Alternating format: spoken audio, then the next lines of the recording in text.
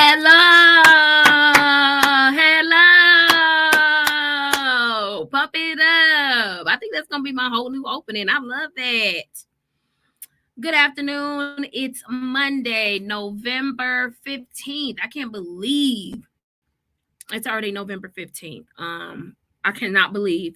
Hey, it's already November 15th and it's almost Thanksgiving. So I don't know about y'all, but I've already been trying to beef it up and get my stuff put in my deep freezer and everything else because I don't have time to be fighting folks and getting in misunderstandings over no food for Thanksgiving. Nobody has time for that.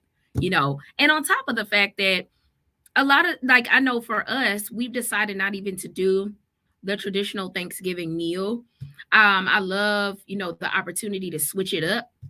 So we're doing ribs and lamb chops this year, which I'm so excited about. Because I don't even eat dressing and whatever that red stuff is. It's not beets. It's some candy, whatever that stuff is. I don't eat that. All of the traditional Thanksgiving food, I don't really eat except for like macaroni and cheese, that kind of thing. Occasionally a little ham, a little turkey. I like lamb for Thanksgiving. I like having something a little bit different. My husband suggested even Philly cheesesteaks for Thanksgiving, which was kind of fun. But I was like, nah, I kind of want some ribs. He's gonna, put some ribs on the queue. So I like that idea. Cranberry, thank you, cranberry. Yes, cranberry sauce. That stuff just looks absolutely disgusting to me.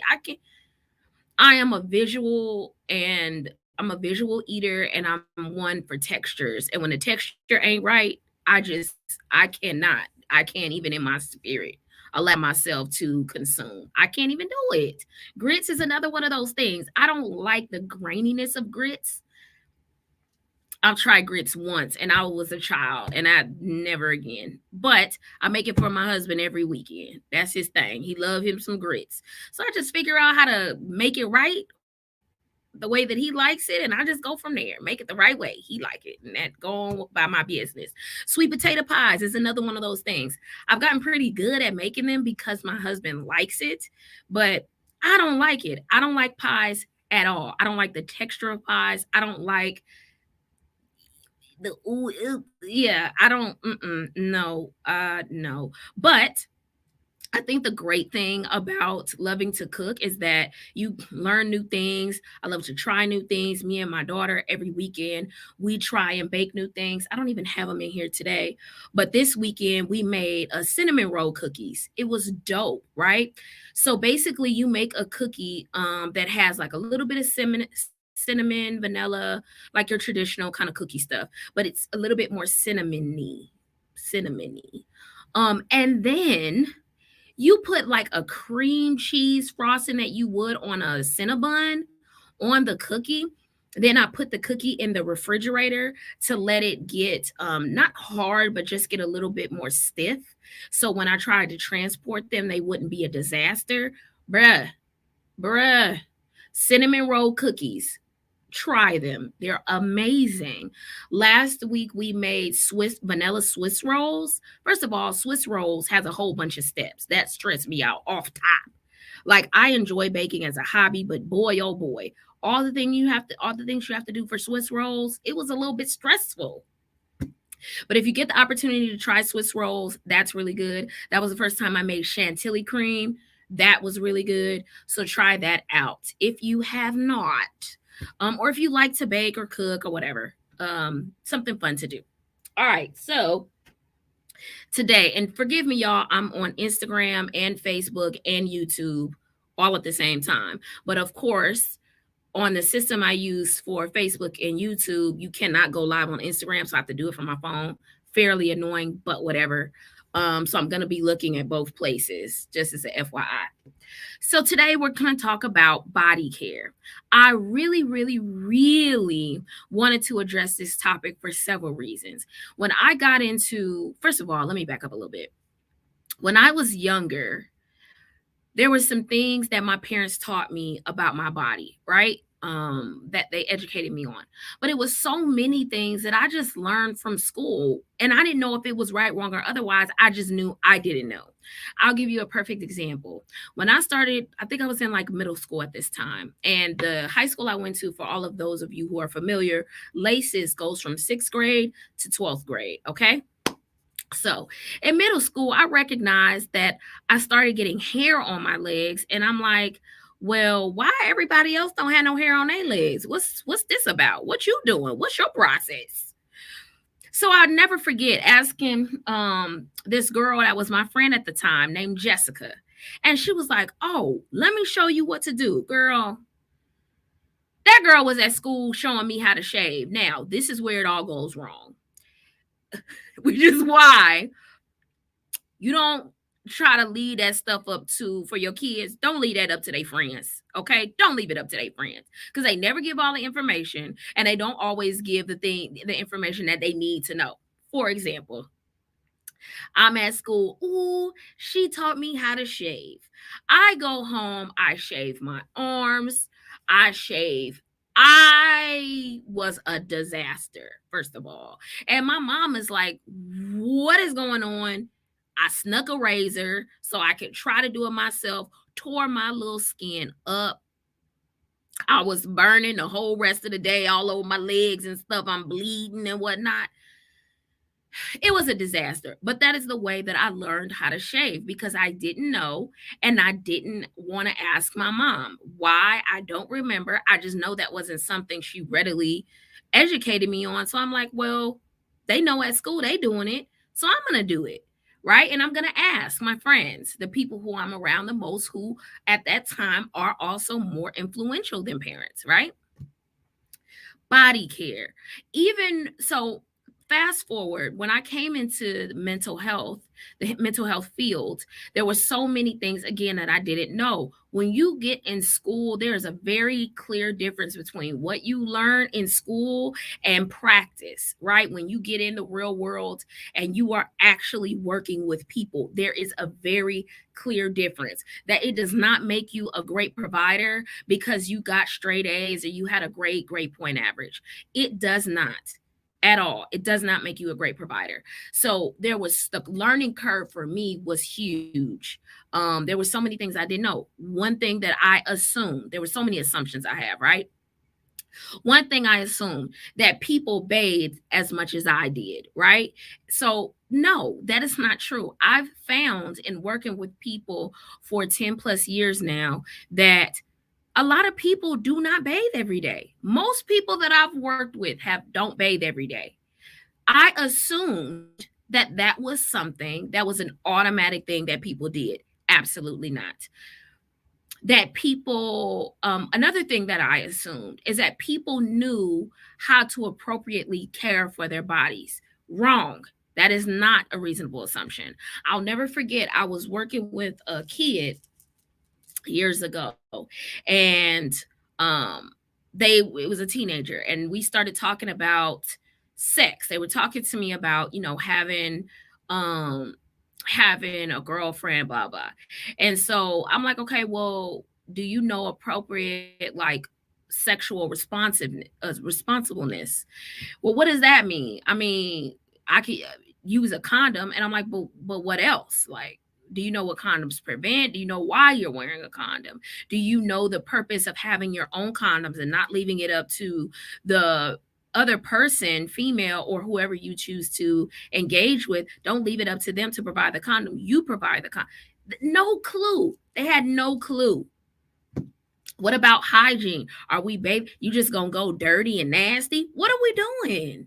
Like y'all.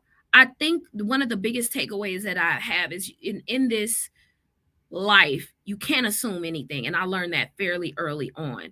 The other part to this is, it when we assume that people are being educated about hygiene in their bodies, they're not, right? They're not in the ways that they know how to care for them properly all the time. So I think about even bathing regimens. How many of y'all's parents showed you, not just did it for you, but as you got older and old enough to start making your own decisions, how many of you them showed you all how to bathe properly? How many of them showed you how to shave? How many of them taught you about smells as far as your body and your hygiene are concerned? What's okay, what's not okay? How many of them taught you, okay, what is a period? What is like come when you're asleep for males? Did they teach you what these things mean, what they represent, where your body is going to when it's in this space? Did anybody learn that? And if so, what did your parents tell you? Because what I also know is, and maybe this was just my experience, with getting your period, it's like, oh my God, I'm gonna tell everybody you got your period. But okay, but what about me? Can you talk to me about it? You gonna tell me about it? We gonna talk about it? Like, but I never forget, I hear so many people talk about them having to figure it out on their own. I have heard so many people talk about, not feeling comfortable enough to come to their parents to even ask questions. And how did we get there? How did we get to the point where, you don't know something, or especially about your body functioning, and you're too uncomfortable to ask, right? I know it's easier, and I see all the time TikToks and posts with parents going on and on about their kids' hygiene, but how many of us properly educated our kids on what it means to be clean, the value of taking showers and baths, how to do that appropriately, what products to use, why we don't use certain products in certain areas of our bodies, how to wipe yourself appropriately, how to make sure that you're keeping a mindful eye on your bodily odor. That bodily odor is normal. How many of us got that spill? When you sweat, sweating is normal. Sometimes something is abnormal. And if you feel abnormal, it's okay. We can go to someone to help us get more information. Or if you don't know, let's take you to the doctor so we can have someone else give you a bit more education than I can, right? Even when we talk about body hair, I know a lot of people now, either people are getting waxing or shaving or whatever. Do you talk to your kids about those options and what those things mean and what the potential benefits or risk are in those experiences? How many of us talk to our kids about that, right? Keeping your hair clean, keeping your hair clean. Not just, I'm gonna wash your hair and I'm gonna do it up in a fancy style, or you can wear a wig, or you can wear a weave, or you can have braids down to your ankles. No. Do we talk to our kids about how to appropriately take care of and manage their hair? Right? This educating them. This is why you get a trim. This is the purpose of it. This is why you should wash your hair once a week, twice a week, etc. If you start to have excessive dandruff, what the hell is dandruff? Right? What is dandruff? Oh, that's normal. This is how you can appropriately manage dandruff. Oh, this is why you oil your scalp. This is why you oil your hair. Oh, leave-in conditioner. This is the purpose for it. Shampoo and conditioner. This is why you do it, and this is how you do it. How many of us were educated on that? And if not, how did you figure it out? Because I'm going to tell you what, my mom and I have laughed about this, and I appreciate her transparency with this. She's like, Sherry, I didn't know what I was doing. I'm the eldest of four, and I love her honesty in that. Like, I didn't know what I was doing. I was just trying to figure it out on the fly, and I was hoping that, you would get whatever I knew, the best that I knew to tell you, right? Because for her, a lot of it, she just had to kind of figure it out on her own. And with that, you take a lot of stumbles, you take a lot of boom, little nicks or whatever. But I do think it's helpful, and even as adults, excuse me, leaving space for adults to ask questions. Leaving space for adults to be unsure and unclear, and providing a safe space for them to ask and explore with you. I know we'd like to assume because people have grown up and they're of a particular age that they should know some things, but that's not a safe assumption. We don't know what their experiences were. And especially when it comes to our bodies, you know, I seen specifically with the African American community, our medical, there's a medical disparity, right? We could go to the doctor and say, hey, I'm having XYZ concerns, or I have XYZ questions, and they can be put off or devalued. One of the benefits to having an African American provider, my doctor, my physician is a Black female. She's amazing. And not only that, she has done me a great service of referring me to other Black females. My OB is a Black female. Just having these experiences where I feel like I'm in a safe space. If you have a physician, you should feel safe with this person. You should feel safe enough to ask questions about your body. You should feel safe enough to be unclear and curious about things. You should feel safe enough to tell them when something is wrong. If you don't feel safe enough to do that, you're with the wrong person. This person is doing you a service. They're providing you a service. They're not doing you any favors, right? You're paying for this service. This should be a space that is safe for you. And of course, you build rapport with your physicians and such over time. However, there needs to be a space of safety. That's their job.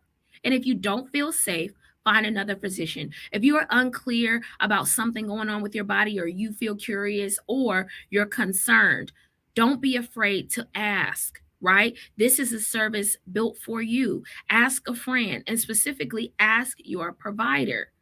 And if they don't know, they can refer you to somebody who does.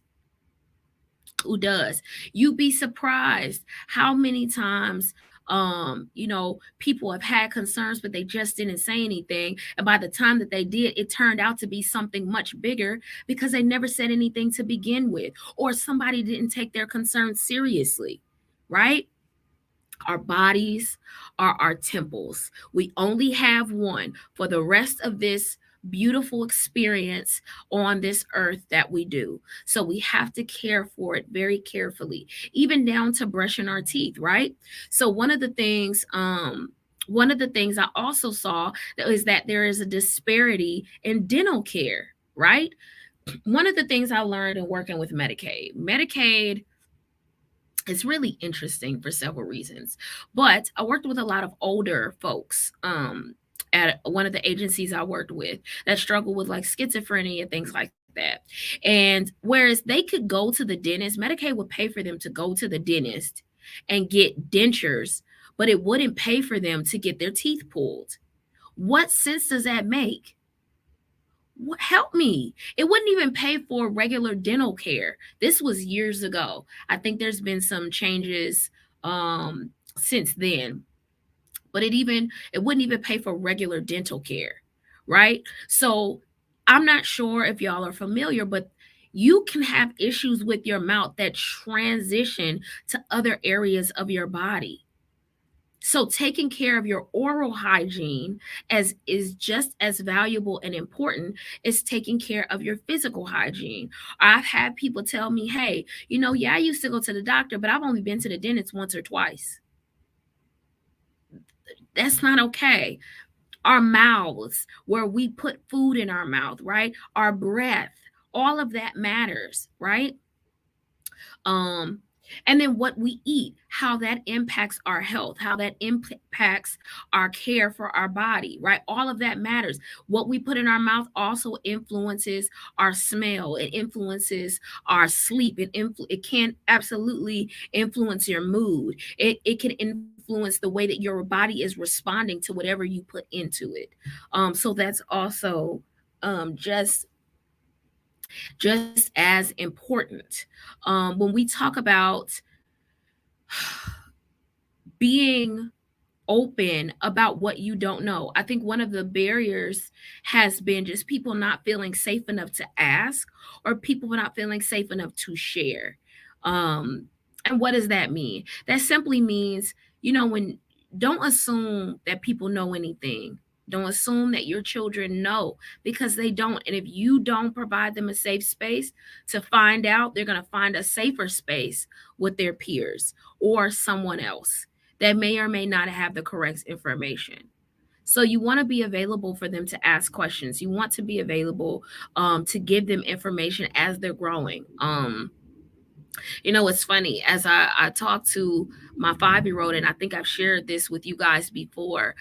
Even the safety of their bodies, I educate early on about the safe touch, right? What is appropriate for people to do and not do to you, places for them to touch you and not touch you, ways that you keep your body safe and your body clean. We make it fun for her to bathe and teaching her about her different body parts and what they're for. And when she comes to me and she asks, "Hey mom, what is this?" Or "Hey mom, what does this do?" Or "Hey mom, why is this doing this?" We have clear, direct conversations about that. She is 5, but it's absolutely appropriate. I don't want somebody else telling her something that's not correct. I don't want somebody else telling her something else that will hurt her or harm her. I would prefer to be the one to educate her, or, of course, my husband. Um, so providing a safe space. Even with my son is now 16 years old, but even as he was growing up, we would have very interesting conversations that I wasn't necessarily, I've gotten caught off guard of, but I was well prepared and supportive of him. And I saw it as a privilege, for him to come to me because they don't have to. They don't have to. Our kids can choose to talk to somebody else. So them choosing us is really, really important, and it is a privilege. Um, and again, being ahead of the curve, teaching them about their bodies as they go. It is absolutely appropriate. It's absolutely appropriate how to care for this beautiful temple that they only have one of, right? That is an awesome opportunity to connect and have really close um, experiences with your kid, and you build that bond, you build the rapport, you build the trust when they feel safe enough to come to you. So, all in all, if there's no takeaways, I will say I'm going to put a resource in the chat. I'm going to do that now. And then I'm going to have a checklist for an appropriate hygiene regimen on my website. Um, and of course, I really want to be able to support people on their journey to having a healthier, appropriate hygiene routine and lifestyle. If you have questions, ask me. If I don't know, I'll absolutely refer you to someone that does know. But take care of your body. Rule of thumb: if you can smell it, other people can smell it. Right? I think of like when little kids, when they've hit their um stage of puberty, and you recognize a smell for the first time, like, hey, what damn, where did that come from? Boy, oh boy, we need to talk about deodorant. Okay. Now, me and my child have already talked about deodorant. I tell her why I use deodorant. I tell her eventually you'll be using deodorant, the appropriate way to do it. And I will make it even a game. I'll say, hey, you putting on some deodorant this morning? I put the top of the deodorant on, and I say, okay, lift up. And I'll put her deodorant on for her deodorant. And she says, hey mom, you get to wear perfume. And I'll say, yeah, you want some? Now, we don't spray. I tell her this is for adults, but I just want you to have the experience. So I'll spray it on her. The thing is you're creating a space for healthy conversations and regimens, which is really important. Before, when you get up, let's go brush our teeth together. Before you go to sleep, we're brushing our teeth again. Well, why? Last night. Well, why, mom? I just went and brushed my teeth. I had her brush her teeth, but then she wanted to come in there and have cookies and whatnot. I said, well, no, we're going to have to brush again because all that sugar that you just had with the cookies is going to stay in your teeth. And we don't want that. What can happen? So we had to talk about what the possibilities were, right? She went back in there. She brushed her teeth really good. Even with timing for washing hands and brushing teeth, make it fun. Show them. Don't just talk about it. Model for them what an appropriate hygiene routine looks like and behavior, right? Model that for them. Don't just talk about it, be about it. Well, I hope this was helpful today, y'all. You know, I absolutely love coming to y'all and hanging out. If you have not, be sure to go on my website and get my book. She is ready on the website. It is a dope A journal that you can have for yourself, your friends. It's a hardback, so it is also a keeper. She's beautiful, and it is a really great opportunity to explore yourself. It has homework assignments and tasks and encouraging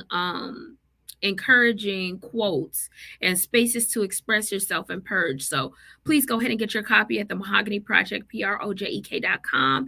And I will see y'all next Monday. Oh, also, follow me on TikTok, The Barefoot Therapist with 2 T's. Follow me on YouTube, The Barefoot Therapist, and on Instagram at The Barefoot Therapist. So I'll see y'all next week. Peace.